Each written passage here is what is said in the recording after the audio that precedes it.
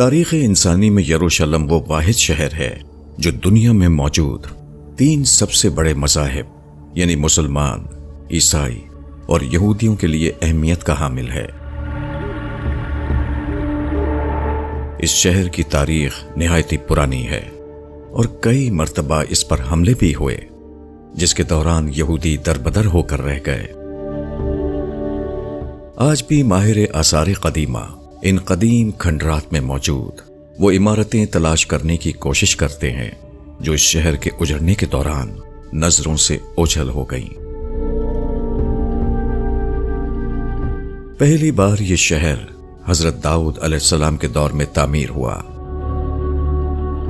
وہ اللہ کے ایک جلیل القدر پیغمبر تھے۔ ان کا نام قرآن مجید میں 16 مرتبہ آیا ہے اور وہ پہلے پیغمبر ہیں جنہیں بنی اسرائیل کی بادشاہی بھی عطا ہوئی۔ قرآن کریم میں حضرت آدم علیہ السلام کے علاوہ حضرت داؤد علیہ السلام وہ واحد پیغمبر ہیں جنہیں خلیفہ کہہ کر بھی پکارا گیا۔ آپ کو بادشاہت ملنے سے 1000 قبل وہ دور تھا جب بنی اسرائیل سے فلسطین کے اکثر علاقے چھینے جا چکے تھے۔ اس وقت بنی اسرائیل کے حکمران حضرت شمیر علیہ السلام تھے جو بہت بوڑھے بھی ہو چکے تھے، لہذا بنی اسرائیل نے دشمنوں سے مقابلے کے لیے کسی بادشاہ کے لیے اللہ سے دعا مانگی۔ یوں اللہ تعالیٰ کے حکم کے مطابق حضرت شمیر علیہ السلام نے 30 سالہ طالوت کو ان کے سامنے پیش کیا، مگر بنی اسرائیل نے انہیں بادشاہ تسلیم کرنے سے انکار کر دیا اور یہ شرط رکھی کہ جب تک صندوق سکینہ ان کے حوالے نہ کر دیا جائے وہ طالوت کی بادشاہت کی اطاعت نہیں کریں گے۔ یہ تابوت سکینہ آخر کیا تھا اور بنی اسرائیل اسے اتنی اہمیت کیوں دیتے تھے؟ اس بات کو سمجھنے کے لیے ہمیں تاریخ میں بہت پیچھے جانا پڑے گا۔ دراصل یہ لکڑی کا بنا ہوا ایک صندوق تھا جو حضرت آدم علیہ السلام پر نازل ہوا تھا اور پھر پوری زندگی ان کے پاس رہا، اور پھر بطور وراثت آپ کی اولاد کو یہ ملتا رہا، حتیٰ کہ یہ حضرت یعقوب علیہ السلام کو ملا جنہیں اسرائیل بھی کہا جاتا ہے، اور آپ کی اولاد بنی اسرائیل کہلاتی ہے۔ یوں یہ آپ کے بعد آپ کی اولاد بنی اسرائیل تک پہنچا۔ حضرت موسیٰ علیہ السلام اللہ کے جلیل القدر ایک اور پیغمبر تھے اور وہ بھی بنی اسرائیل ہی سے تھے۔ یوں یہ صندوق بطور وراثت حضرت موسیٰ علیہ السلام کے پاس بھی پہنچا۔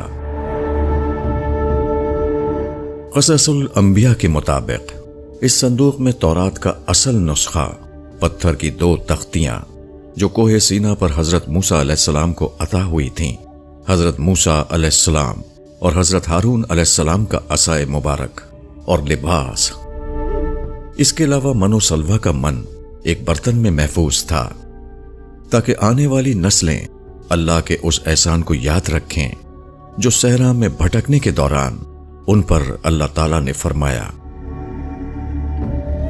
کیونکہ جب حضرت موسیٰ علیہ السلام اپنی قوم بنی اسرائیل کو فرعون سے نجات دلوا کر ایک صحرا میں پہنچے تو یہ ایک ویران صحرا میں تنے تنہا تھے، کھانے پینے کا کوئی ذریعہ نہ تھا، لہذا اللہ تعالیٰ کے حکم پر من و سلوہ کھانا ان پر اترنے لگا۔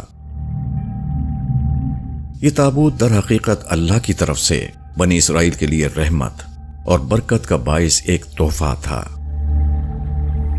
اور انہیں جب بھی کوئی مشکل پیش ہوتی یا جنگ میں ہارنے کا خطرہ ہوتا تو بنی اسرائیل اس کو سامنے رکھ کر اللہ تعالیٰ سے جو دعا مانگتے وہ قبول ہو جایا کرتی تھی۔ یعنی یہ تابوت بنی اسرائیل کے لیے تابوت سکینہ ثابت ہوا۔ مگر جب بنی اسرائیل گناہوں میں مبتلا ہو گئے، سرکشی اور ظلم کی انتہا کرنے لگے، تو ان کی بدعمالیوں کی نحوست کی بدولت ان پر اللہ تعالیٰ کا عذاب نازل ہوا، اور قوم عمالقہ کے لشکر جرار نے بنی اسرائیل پر حملہ کر کے ان کو تہس نہس کر کے رکھ دیا اور بنی اسرائیل کی تمام بستیوں کو تباہ و برباد کر دیا، اور پھر اس صندوق کو بھی اٹھا کر اپنے ساتھ لے گئے اور پھر اسے لے جا کر کوڑا کرکٹ کی جگہ پھینک دیا۔ اس بے ادبی کرنے پر قوم اقالمہ پر عذاب نازل کیا، یہاں تک کہ ان پر طرح طرح کی بیماریاں مسلط ہو گئیں اور اس قوم کے شہر دیکھتے ہی دیکھتے ویران ہونے لگے۔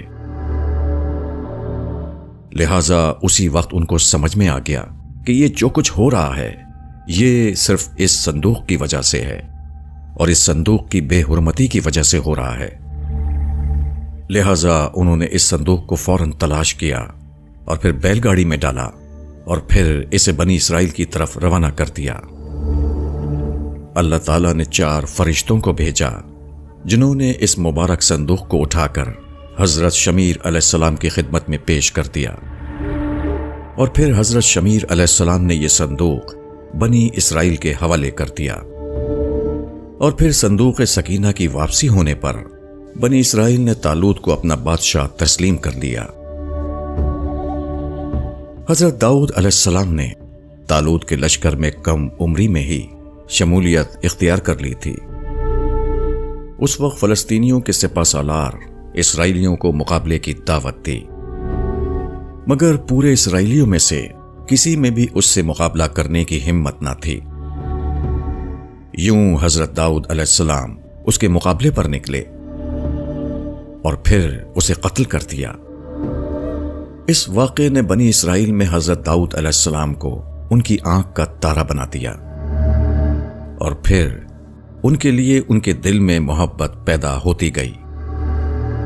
لہذا طالوت نے اپنی بیٹی حضرت داؤد علیہ السلام کے ساتھ بیاہ دی، اور پھر یوں ہی وقت گزرتا گیا، یہاں تک کہ حضرت داؤد علیہ السلام بنی اسرائیل کے حکمران بن گئے، اور پھر اللہ تعالیٰ نے انہیں نبوت بھی عطا فرما دی۔ آپ ہی نے یروشلم کی بنیاد رکھ کر وہاں تابوت سکینہ کی حفاظت کے لیے ایک ہیکل یا محل تعمیر کرنا شروع کیا۔ آپ نے بنی اسرائیل پر 40 سال تک حکومت کی، مگر یہ ہیکل سلیمانی تیار نہ ہو سکا، اور پھر آپ کے بیٹے حضرت سلیمان علیہ السلام نے اسے مکمل کیا۔ اسی بنا پر اسے ہیکل سلیمانی یا کنگ سلیمان ٹیمپل یا فرسٹ ٹیمپل بھی کہا جاتا ہے۔ حضرت سلیمان علیہ السلام بھی اللہ کے ایک جلیل القدر پیغمبر تھے، اور اللہ کے حکم پر جنات ان کے تابع تھے، اور پھر جانوروں کی بولیاں سمجھنے کے معجزات کے علاوہ انہیں ایسی سلطنت عطا کی گئی تھی جو اس سے پہلے نہ کبھی کسی کو ملی تھی اور نہ کبھی کسی کو مل سکی۔ اس کے لیے خود انہوں نے اللہ تعالیٰ سے دعا کی تھی۔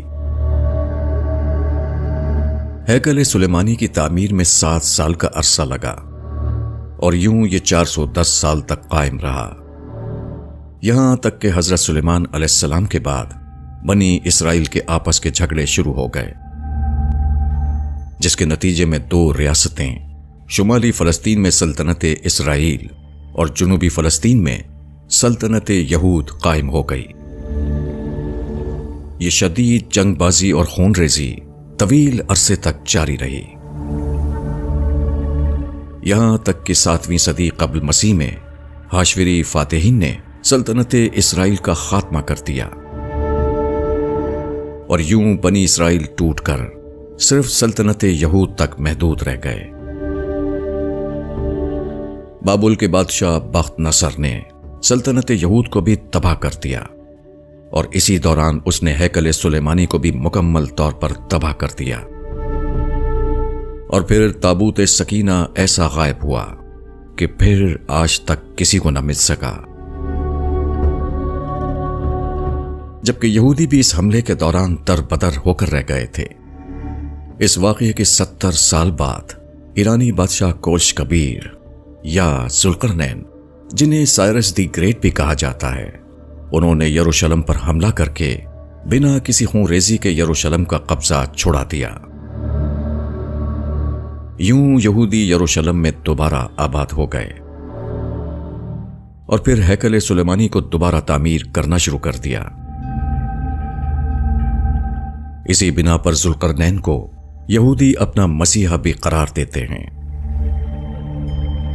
इस दौरान हैकल सुलेमानी दोबारा बनकर तैयार हुआ, लेकिन यह तामीर भी सिर्फ 430 साल तक कायम रह सकी, जबकि ताबूत सकीना को भी यहां नहीं लाया जा सका, जो हैकल सुलेमानी के बर्बाद होने पर गायब हुआ था और फिर दोबारा कभी नहीं मिल सका था। इसी दौरान यहूदियों ने रोमियों के खिलाफ नाकाम बगावत की इब्तिदा कर दी। लिहाजा 17वीं ईस्वी में रोमियों ने यरूशलेम पर हमला करके दोबारा इसे नीस्तो नाबूद कर दिया और फिर हैकर सुलेमानी दोबारा बुरी तरह बर्बाद हो गया। इस हमले के दौरान तकरीबन 1.5 लाख यहूदी मारे गए, जबकि हजारों को गुलाम बनाकर जंगली जानवरों के आगे डाल दिया गया। इस खून खराबे के बाद कोई यहूदी इस बात को बताने के लिए मौजूद न था कि संदूक सकीना का क्या बना। सोचने की बात यह है कि यह संदूक सकीना अब कहां है। इस मौजू पर दुनिया भर से मुख्तलिफ दावे सामने आते रहे हैं। कुछ यहूदियों का इसके बारे में दावा है कि वो उर्दुन के इलाके जबल नेबू के इलाके में कहीं मदफून है, जबकि कुछ यहूदी एथोपिया के एक गिरजाघर में इसकी मौजूदगी का दावा करते हैं। कुछ लोगों का यह भी मानना है कि यह मलका बरतानिया के तख्त के नीचे मौजूद है, जहां मलका की तख्त पोशी भी की जाती है। गरज ये कि इसके मुताल्लिक दुनिया भर से दावे सामने आते ही रहते हैं और माहिर आसार कदीमा और यहूदी इसे ढूंढने के लिए सर तोड़ कोशिशें करते रहते हैं। मगर दर हकीकत ये इस वक्त कहां मौजूद है, ये अल्लाह के सिवा कोई नहीं जानता और यकीनन अल्लाह ताला जब तक इसे खुद जाहिर ना करते, इसे कभी भी कोई भी ढूंढ नहीं पाएगा।